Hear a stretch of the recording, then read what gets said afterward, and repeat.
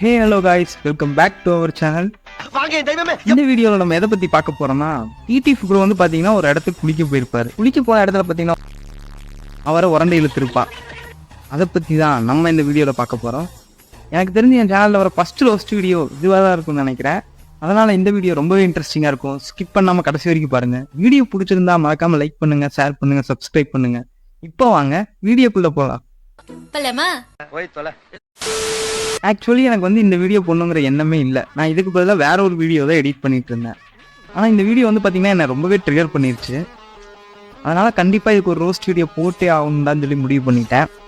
இப்போ இங்கே என்ன சுச்சுவேஷன் பார்த்தீங்கன்னா, டிடிஎஃப் ப்ரோ வந்து பார்த்தீங்கன்னா வயநாடு போயிட்டு திரும்ப வழியில் சரி இந்த இடத்தையும் எக்ஸ்ப்ளோர் பண்ணிட்டு போயிடலாம் அப்படின்னு சொல்லி ஒரு இடத்துக்கு போயிருப்பாரு. அந்த இடத்துல குளிக்கலாம்னு சொல்லியும் பிளான் பண்ணிடுவாங்க. ஆனா இவங்க குளிச்சுட்டு இருக்கப்ப பாத்தீங்கன்னா யாருன்னே தெரியாத ரெண்டு பேர் வந்து வேணும்னே இவங்களை அம்புழுப்பாங்க.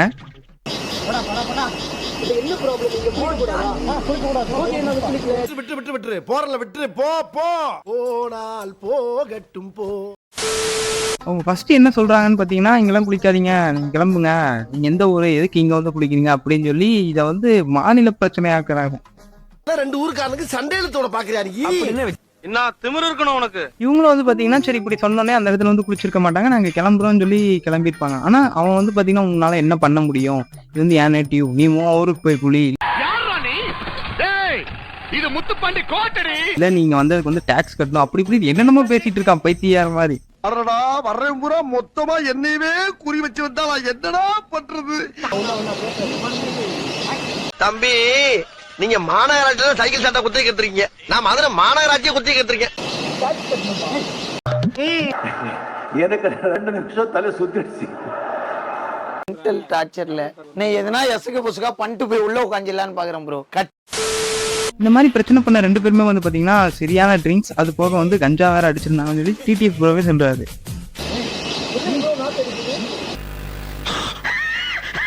இதுல வந்து என்ன பிரச்சனைன்னு பாத்தீங்கன்னா, அவன் வந்து ரொம்ப ஓவராவே உரண்டை இழுத்திருப்பான். எப்படி சிக்கிரிக்கம் பாத்தியாப்பா. ஆனா டிடிஎஃப் ப்ரோ அவ்வளவு பெரிய ஆளா இருந்தும் நிறைய கான்டாக்ட் இருந்துமே அவரால் ஒண்ணுமே பண்ண முடியல. அங்க பிரச்சனை பண்ண ரெண்டு பேரும் வந்து பாத்தீங்கன்னா இதான் சொல்றாங்க, உன்னால ஒண்ணும் பண்ண முடியாதா அப்படிங்கறத அவங்களும் சொல்றாங்க. நீ ரொம்ப ஓவரா போயிட்டு இருக்க, ரொம்ப ஓவரா போயிட்டு இருக்க, என் பொறுமைக்கு ஒரு அளவு இருக்கு, உன்னை இறக்கப்பட்டு விட்டுக்கிட்டு இருக்கடா. இப்ப இப்படி ஒண்ணு நடந்துச்சுல்ல, இது வெளியே தெரிஞ்சாதானே வந்து பாத்தீங்கன்னா நிறைய பேருக்கு தெரியும். ஆனா நம்ம நியூஸ் மீடியா பத்தி தான் உங்களுக்கு நல்லாவே தெரியும். நீதானா ஆக்சிடென்ட்ல லாரி டமாலு டிரைவர் பனால்னு எழுதினாலு ஹீரோயின் குசுவறதெல்லாம் எடுத்து போடுவாங்க. ஆனா இப்ப இவ்வளவு பெரிய பிரச்சனை நடந்திருக்கு. எனக்கு தெரிஞ்சதுல அவர் மேல எந்த தப்புமே இல்ல. அவர் மேல என்ன தப்பு, குளிக்க போனாங்க, போங்கன்னு சொல்லிட்டாங்க, கிளம்பியும் போயிட்டாங்க. இதுக்கு மேல அவர்னால எப்படி நடந்துக்க முடியும்? ஆனா இந்த நியூஸ் பாத்தீங்கன்னா எந்த நியூஸ் சேனலுக்குமே வரல. பாத்தீங்கன்னா பேர் சொல்லாமன்னு தெரியல, காப்பிரைட் கொடுத்தாலும் கொடுத்துருவாங்க. பாலிமர் நியூஸ், தந்தி டிவி, எந்த டிவிலயும் வரல. இதுக்கு ஒரு 4 பேர்ட்ட மூத்திரத்தை வாங்கி மடக்கு குடிக்க வேண்டியதானே, ஏன்டா இந்த வேலை பாக்குறீங்க? அதுக்காக வந்து இப்ப நீங்க டிடிஎஃப் ஃபேன் ப்ரோ அதனால நீங்க இப்படி பேசுறீங்க அப்படின்லாம் கிடையாது. டிடிஎஃப் வந்து நிறையவே தப்பு பண்ணியிருக்காரு, அதெல்லாம் ஒரு பக்கம் இருக்கட்டும். ஒரு பண்ண தப்புக்கு தான் நம்ம எல்லாமே தண்டனை கொடுத்துட்டோமே. லைசன்ஸை கேன்சல் பண்ணிட்டோம், பாஸ்போர்ட்டை பிடிங்கி வச்சிட்டோம். ஒரு என்னென்ன தப்புலாம் பண்ணாரோ அதுக்கு எல்லாத்துக்குமே ஒரு தண்டனை கொடுத்தாச்சு. ஆனா இப்ப நடந்தது வந்து அந்த மாதிரி கிடையாது. அவரும் ஒருத்தன் கொல்ல வந்திருக்காங்க. யோசிச்சு பாருங்க, இப்ப நார்மலா நம்ம அந்த இடத்துக்கு டூர் போறோம், குளிக்க போறோம் அப்படின்னா இந்த மாதிரி பிரச்சனை ஆச்சுன்னா ஊர்ல இருக்க எல்லாருமே அவங்களுக்கு தான் சப்போர்ட் பண்ணுவாங்க. அங்க இப்ப வந்து டிடிஎஃப் ப்ரோட்டனாச்சும் ப்ரூஃப் இருக்கு, இந்த வீடியோ இருக்கு. வீடியோ இல்லைன்னா பிரபல யூடியூபர் டிடிஎஃப் வாசனை காஞ்சிபுரம் காவல்துறையினர் கைது செய்துள்ளனர்.